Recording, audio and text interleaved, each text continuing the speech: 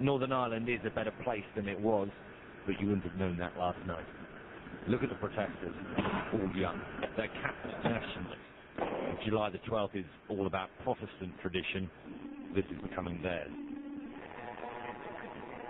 All day we were told by people that this violence was inevitable. July the 12th is the day of the annual Orange Order Parade. It's contentious, but Belfast councillors worked hard to rebrand it as a family day. For the most part it was.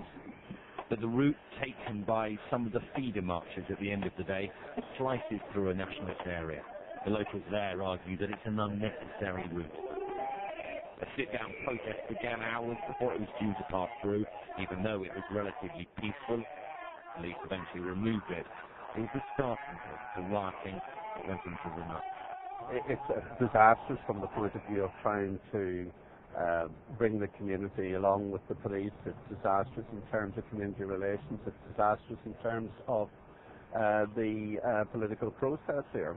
This is just a very, very bad day for Northern Ireland.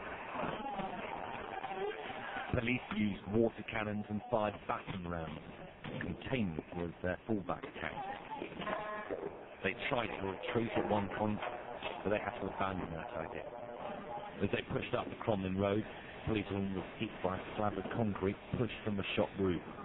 She was taken to hospital with an armed escort. The rioting continued.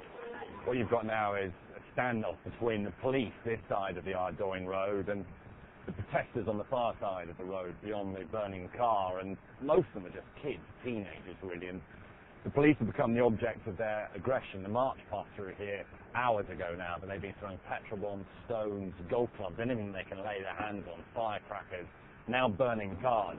This was only a small corner of North Belfast, but last night, in the context of a modern, relatively prosperous Northern Ireland, this was the city at its worst. Alistair Bunkle, Sky News, Belfast.